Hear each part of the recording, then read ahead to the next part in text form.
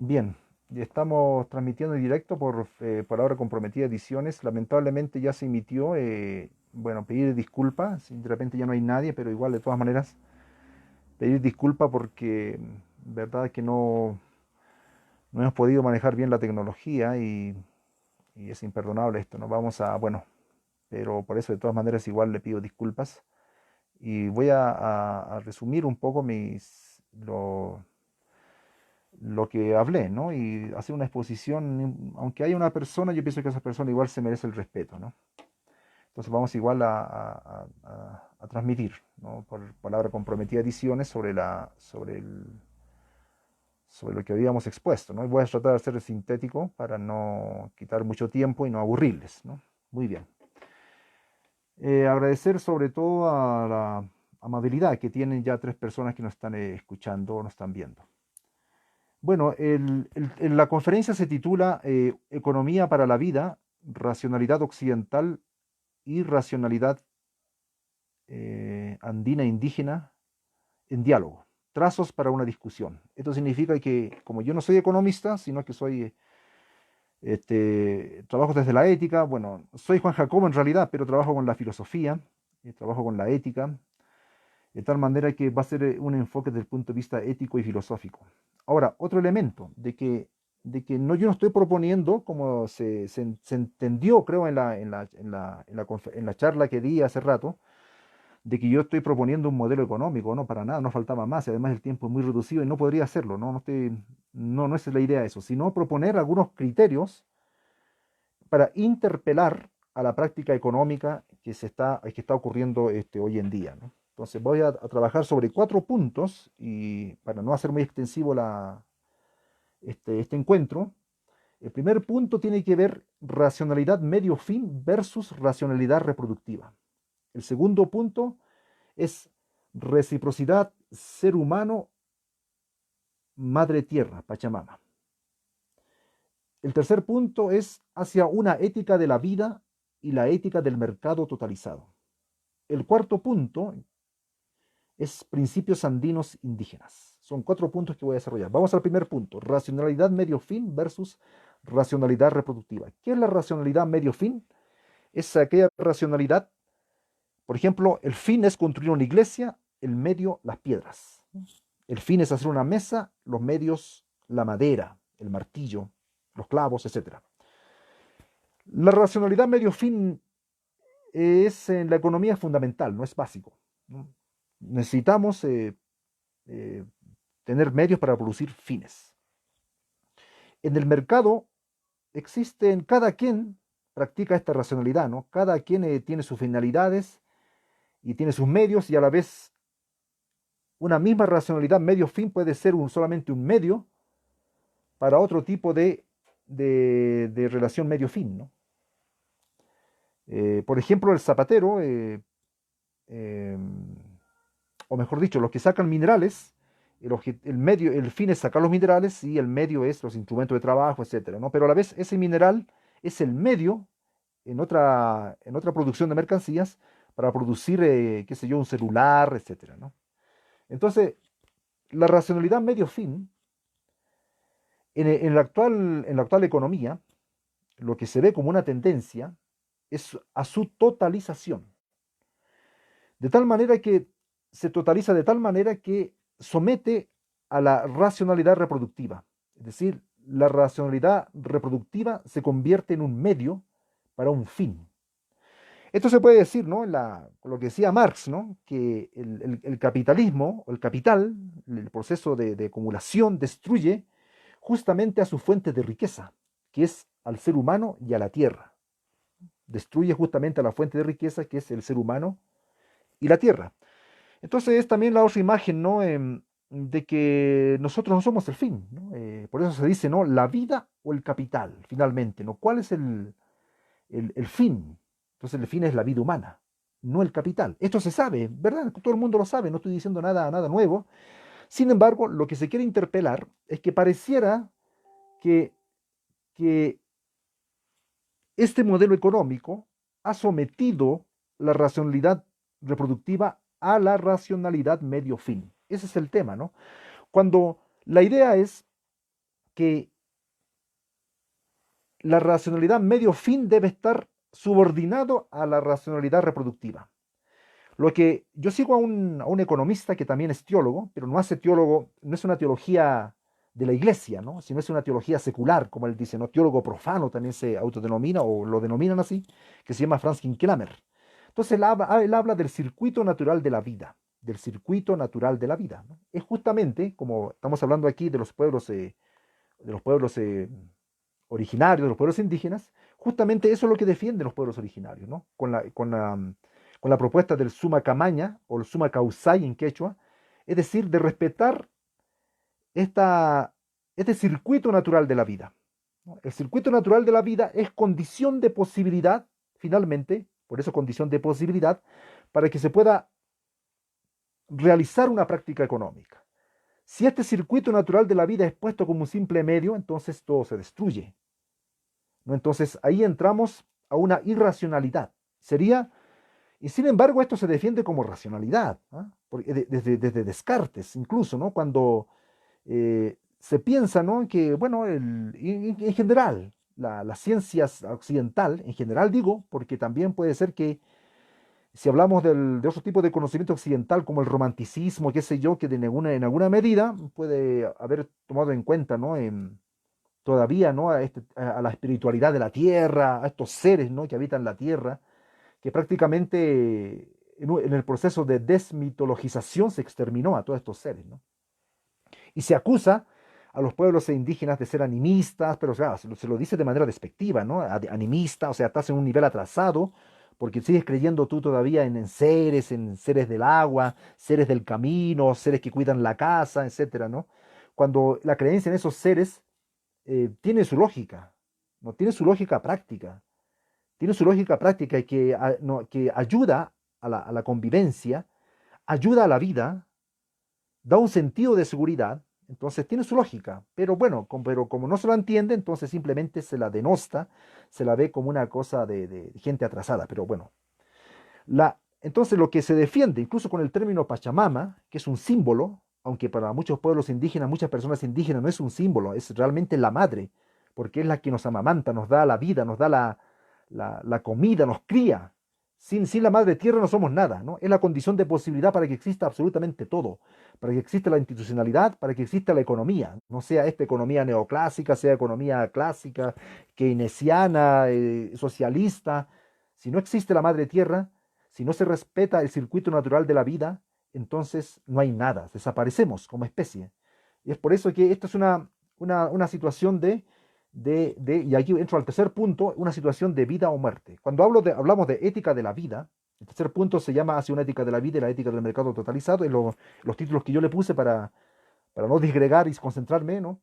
Entonces, la ética de la vida no es una ética formal, no es una ética, podemos decirlo así, que están en los documentos, un cumplimiento de deberes, porque así me place o porque debo, me van a castigar o por miedo, no, sino que es una ética de última instancia, por eso se llama ética de la vida y hay que ponerlo en mayúscula, ¿no? Ética de la vida.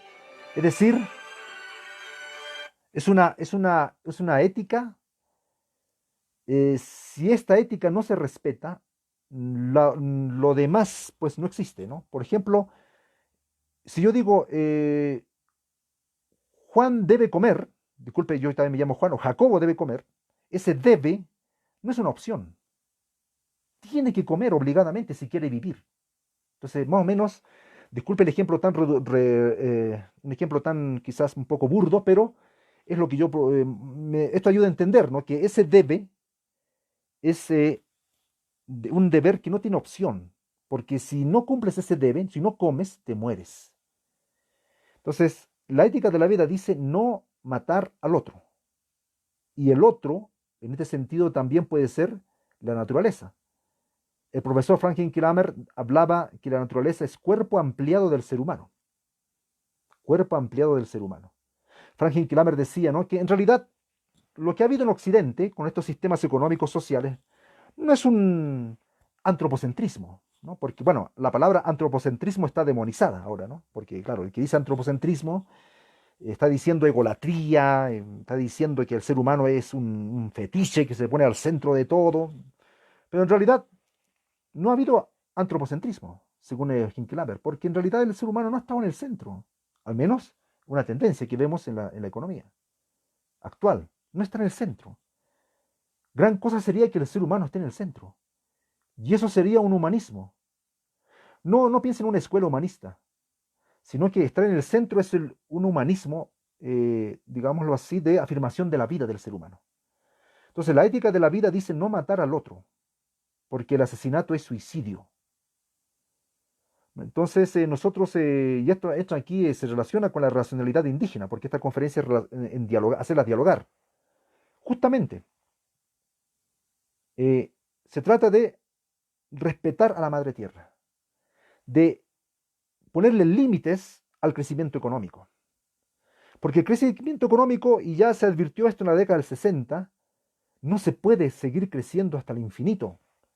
La acumulación de trabajo muerto es un absurdo, es una locura. No, pero parece que el mundo se ha vuelto loco. Acumulamos trabajo muerto, ¿no? Hasta el infinito. Y al cuarto y último punto, hablamos sobre principios andinos indígenas. Hay varios, ¿no? La reciprocidad, la correspondencia, la complementariedad, la ciclicidad. La reciprocidad, ya hablábamos, ¿no? De reciprocidad ser humano, madre naturaleza o Pachamama, que es un símbolo potente, ¿no? Un símbolo interpelador. No porque sea un símbolo es una cosa que hay que dejarla de lado, sino que es un símbolo que tiene una fuerza de convocatoria, cuando se refiere a la naturaleza como madre, ¿no? Entonces, este símbolo, si bien es cierto, no es no, hay que desarrollarlo, digámoslo así, no hay que desplegarlo, y para que nos muestre, ¿no? Una capacidad de interpelación, ¿no? a la economía. Los principios andinos indígenas tienen que ver con la reciprocidad, ya les dije, ¿no? Donde la tierra, nosotros también tenemos que convidar a la tierra. En Chile se hace la pagua, ¿no? Donde nosotros le damos de comer a la tierra. O sea, ¿no? Es un acto simbólico, pero también real, ¿no? Donde se da de comer a la tierra. Esto es visto como un paganismo de parte del cristianismo, ¿no? De parte de muchas iglesias, como un paganismo, pero en realidad tiene su lógica, porque nosotros también tenemos que corresponder de alguna manera a la tierra, ¿no? Yo sé que no vamos a poder corresponderle completamente, pero ya es una actitud, es un gesto que se valora, ¿no? De que podamos nosotros también devolver a la tierra lo que la tierra nos da, que es mucho más, ¿no? Nos da agua, vida, aire, etcétera. Entonces aunque la práctica misma en sí misma puede ser cuestionada tal vez, aunque yo no la cuestiono, pero muchos la cuestionan, como un folclorismo, etcétera, sin embargo, guarda de sí una relación muy, muy íntima, ¿no? Y esta reciprocidad tiene que suceder también entre los seres humanos, ¿no? Y aquí llevamos en la parte ética. No puede haber una acumulación de un sector social, ¿no? Sino tiene que, de alguna manera, porque el respetar al otro no tiene que ver con una buena voluntad, ni siquiera, ¿no? No es que el súper rico, porque es bueno, porque nos va a dar su no. Porque el hecho de compartir, el hecho de, digámoslo así, de desarrollar, como dicen, ¿no? Los desarrollistas, desarrollar esos sectores postergados, me va a permitir a mí continuar con mi negocio, mi empresa, ¿no? Pero si yo solamente acumulo y destruyo mi entorno, al final eso se va a hacer contra mi propia empresa y contra mi vida. No se trata entonces de destruir, sino se trata de también generar las condiciones para que mi propia empresa, yo mismo pueda vivir, pueda practicar mi economía, ¿no? Pero por eso yo les digo, ¿no? Que estamos entrando, en lo que decía en esta conferencia, estamos entrando a una irracionalidad, donde se lleva al extremo esta práctica económica, ¿no? La totalización de la racionalidad medio-fin. Ahora, hay otro principio andino, indígena, que es la ciclicidad, ¿no? Esto ya lo tenían las culturas asiáticas, cuando hablaban del eterno retorno de lo nuevo, ¿no? También otras visiones, incluso el mismo Marx decía, ¿no? Que la historia es una espiral, ¿verdad? Y esto es un cuestionamiento a la linealidad de la linealidad de la historia, es decir, como esto viene del cristianismo, ¿no? Recordemos que nuestra sociedad moderna occidental eh, ha sido fundada por el cristianismo, ¿no? Hay dos grandes fundadores, que es Sócrates y Pablo de Tarso, pero este ya es otro tema. La literatura apocalíptica, tampoco quiero entrar en ello porque de repente muchos no tienen por qué saber, ¿no? Sin embargo, la literatura apocalíptica, le doy como dato, alguien puede buscar literatura apocalíptica en Google y, bueno, a saber qué significa y su concepción de la historia, ¿verdad? Donde solamente eh, una vez se vive y después el juicio final. También San Agustín, en la ciudad de Dios, bueno. Entonces, al final, la modernidad se apropia de esta concepción de la linealidad de la historia, es decir, nosotros marchamos hacia un futuro y ya no tiene vuelta, ¿no? No podemos nunca regresar hacia atrás. Todo es nuevo, ¿no? Una de las características de la modernidad es la constante novedad, la búsqueda constantemente, la búsqueda incansable siempre de lo nuevo, ¿verdad? Y eso tiene que ver con el progreso infinito. En realidad, no marchamos en ningún lado. No existe el progreso infinito. Es un mito. Es uno de los más grandes mitos de la modernidad. De tal forma que este principio indígena, puede ser aymara, puede ser quechua, puede ser los indígenas de Filipinas, de Taiwán, de la ciclicidad, nos remite que no existe la historia lineal. Por lo tanto, en el futuro puede estar el pasado. Por eso se habla del Pachacuti. El Pachacuti, según explicaban algunos hermanos aymaras, tiene que ver, poner, ¿no?, un vuelco. Es decir, lo que está acá arriba pasa abajo. Es un vuelco, ¿verdad? Las cosas pueden volver. Y estos son los ciclos de los ciclos, ¿no? Son pachacutis en realidad. Vuelta, dura una determinada época, vuelta, lo que está arriba pasa abajo, etcétera. Entonces eso cuestiona un poco la linealidad de la historia. Y es justamente el modelo económico, la racionalidad occidental se basa en la linealidad de la historia, en el progreso, por eso es que se acumula hasta el infinito. En fin, entonces eso es uno de los elementos, yo considero que también tiene sus consecuencias fatales, ¿no? Es porque se cree de que se puede alcanzar el paraíso, ¿no? Está allí, en la esquina, vamos, está un poquito más allá, vamos, y mientras tanto se destruye la vida real. Es por eso que estos grandes proyectos de sociedad, ¿no?, que ofrece el socialismo, que ofrece el anarquismo, o que ofrece el mismo capitalismo, neoliberalismo, estos paraísos secularizados, como decía Popper también, ¿no? Bueno, no es necesariamente, ¿no?, uno de los filósofos preferidos, pero él decía una cosa muy cierta, ¿no?, de que creo que él lo decía, si mal no recuerdo, lo pueden ustedes verificar, que por querer uno construir el paraíso, eh, produce el infierno en la tierra. Por querer alcanzar el cielo, se produce el infierno. Entonces, esto tiene que ver con ese tema que somos herederos, ¿no?, del cristianismo, del progreso hasta el infinito. Bueno, eso es lo que quería exponer. Lamentablemente no puedo recibir respuestas ni preguntas. Bueno, hemos decidido transmitirlo de esta manera, pero ya habrá oportunidad para que estemos en otra plataforma donde podamos recibir a estas 16 personas que nos están viendo. Muchas gracias, porque esto ni si lo hemos anunciado bastante, pero